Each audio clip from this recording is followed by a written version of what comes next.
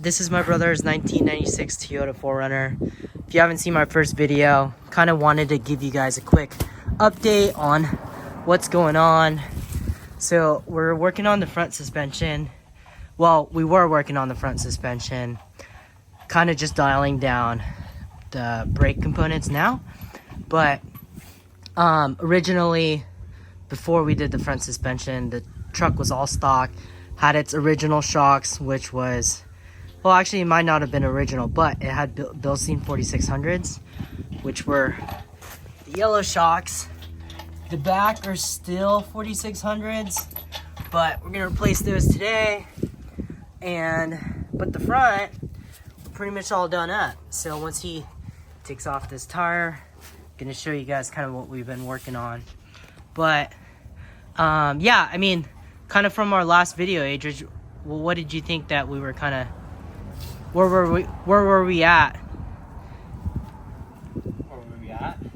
Yeah. We were just starting the suspensions, and then we were replacing the upper and lower ball joints. Just finished both sides now, and now we have to do the brakes, and just might as well, while we're kind of down here.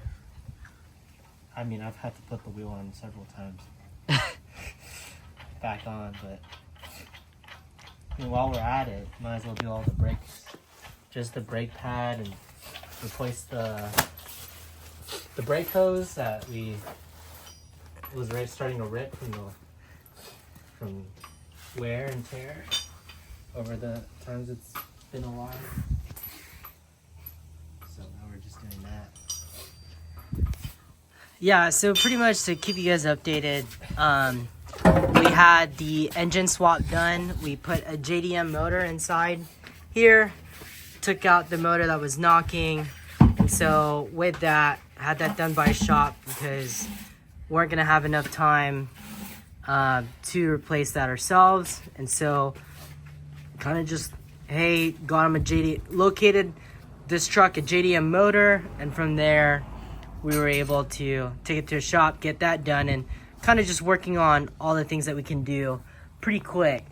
And so, well, quick is kind of relative, but yeah, like he said, so we got the Blistein 5100s on, so upgraded the shocks. Not much of an upgrade, but I think for the build that we're going for, which is stock, I think it's a great, definitely a great addition to the vehicle, and I would say a modification worth doing. And so 5100s give you kind of a better on-road and off-road feel. It isn't fancy like your typical Fox or King's shocks that have reservoirs or that are 2.0s or 2.5s, but for what we're doing and for what the build is intended for, with 32-inch tires, which are the 265 KO2s that we have here, this works out nicely. So yeah, good on-road feel as well as off-road, but not going overkill. So Adrian, why did you go with the Blistein 5100s?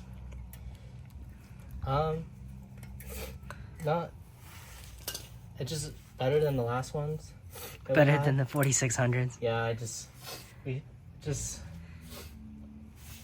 thing was, I mean, I still felt bumps on the road, like on normal roads, and the suspension just didn't feel good, even on pavement, so. It was pretty much worn out, right, would you say? Yeah, so might as well upgrade to upgrade while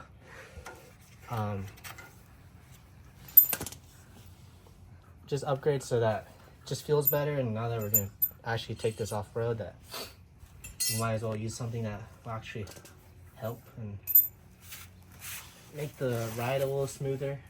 So that's really it. So yeah, I mean, it's a basic upgrade, nothing too fancy, but even for $400, you're definitely getting a lot for the value. Now, to note with the Blistein 5100s, you can kind of see the slots in there that you can add the circlips or so that you can raise the suspension. But what did we decide to do? We just kept it at the base level. No 2-inch. Talking about the lift. The lift, yeah. We just kept it at a normal level. We didn't do the 2-inch lift or the 1-inch lift. You can do that with those ones, but we decided not to. Yeah, we decided not to because the higher you lift the car, the higher the angle of the CV axle, or the more aggressive the angle of the CV axle becomes as you normally drive, and you go off-road, putting a lot more wear on your axles, but also your boots.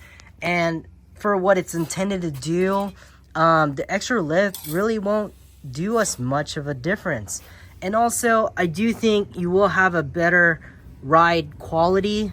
We have the stock shock springs, which, you know, I'm sure for its age are worn out a little bit, but for what we've intended it to do, or what we're intending the truck to do, this will work out just fine. So we're gonna compress the rotors here. He's got this big old C-clamp. Oversized. A little oversized, yes. So what are some of the issues that came along? So we did the upper, lower ball joints, which are very prone to failure, especially with the 3rd gen 4runner or the 1st gen Tacomas, as well as the 1st gen Tundras. So did those, put all our marks, and then also we did the CV axle, got that re-greased, and then put the new clips on there, as well as got it lubed and greased up. So put in our new gear oil also in the front differential. But what are some of the things that we ran into? Oh, wait, before we go into that, we also put new hard lines and a new flex line. Figured 25 years is these things are gonna break down, right? Yeah. All the rubber components. You can kind of even see that sway bar bushing there is totally worn out, but we'll replace that later. So with all that say, place the hard line, brake line. What are some of the things that we kind of ran into when we did the front suspension? The front suspension? I think the biggest is just compressing the spring. It's a bit difficult. We can't find a perfect tool for it, so we had to do it kind of leave it in, take off then like push this, like compress the suspension up, and then you're supposed to like loosen it while it's compressed, and then you decompress it, and it just all comes out. And then putting it back in is also kind of a hassle.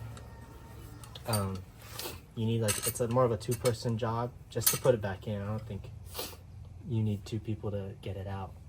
But for putting it back in, just because the thing is fully uncompressed, so you have to have someone like pushing down the control arm, or I don't know, doing something so that you not need even a pry bar just to get the suspension in. But honestly, it was probably the second least problematic thing that we did. Second least, yeah. And then how was the lower ball joint wasn't too bad, right? Yeah, it was just like Legos you just put in. Yeah, so the lower ball joints weren't too bad, but the issue, are you doing the top one? No, I'm trying to do that. Oh, okay. So but the upper ball joint, how much of a mess was the upper ball joint? It's a bit more special than the lower one, because you have to, it's like you have to pop the ball joint out of the thing, and you need some tools for that. I feel like you have to use a impact gun, unless you have like a C-clamp or something to hold it. But I mean, At first, it was a big trouble, just because I didn't know how much. I didn't know exactly what we needed to do. Yeah. But once you get an idea, after the first time, it's like really easy. Yeah. You also need to cut. Depending on what you have, you might even need to cut the ball joint of the old one. You have to saw it off. So that was another thing. How was the CV rebuilding the CV axles?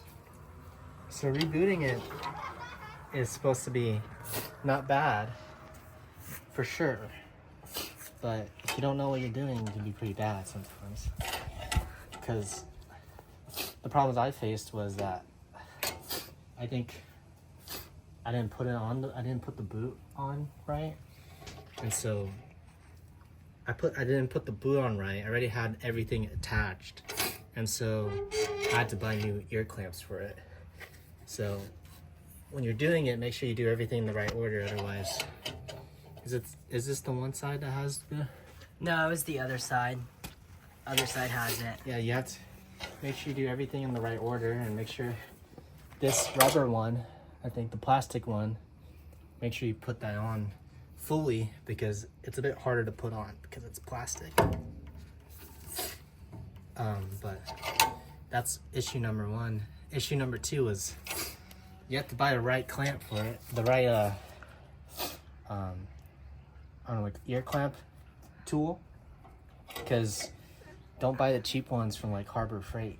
Those are basically useless. Or like the AutoZone. Yeah. I think they're AutoZone or O'Reilly exclusive. Yeah. So I think we got the one from Amazon, the Lisle, Lisle ones.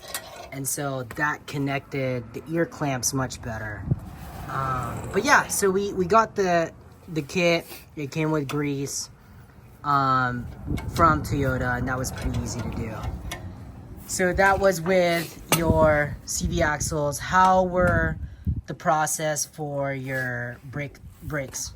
So we also upgraded the lines, both hardline and, well, not upgraded, just installed new hardline and flex hose.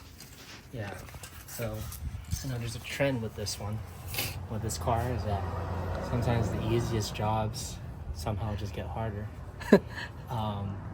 So this is not supposed to be hard. Well, it's not supposed to be hard, but you have to buy, for us, you just have to take it off from both sides, and it's not that hard to do it. But one of the sides was rusted in. On both sides, they were both rusted in. So we had to buy two new tubes that connects to the caliper to the hose.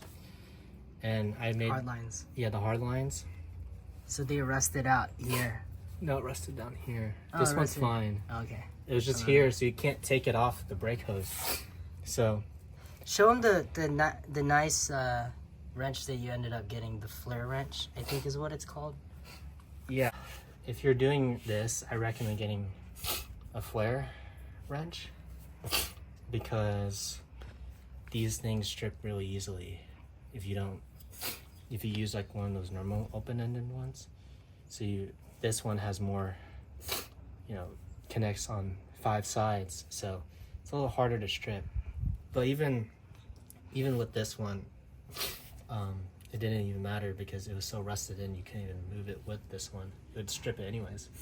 So I would recommend using this for this job if you're doing these brake hoses, just to avoid stripping it. Also, make sure when you call, if you're gonna replace these, call Toyota first. Make sure you're buying the right parts, because I was stupid and bought 2 of the same side. So these hard lines are different from both sides. And what about the flex lines? Are those the same? They're the same on both sides. Okay, same on both sides for the flex line, but the hard lines are different. And also these were about $10. How much were those flex lines? A little more expensive, right? Like 80. $80. Oh yeah, we have to. You also have to replace the tie rod ends. Right. If you do the lower ball joint, well, even with the upper ball joint, because you have to take off the lower ball joint, you might rip these these boots, and I ripped both sides. These are old anyways, so. Yeah, so might as well kind of get that done. And so we're just going to take it to the alignment shop to get those installed because they're going to have to adjust those anyways. And then, yeah, that's pretty much for the front end. Keep you guys updated with what's up with the back end. All right, so we're at the rear shocks. We're loosening the top bolt that goes to the shock mount, upper shock mount.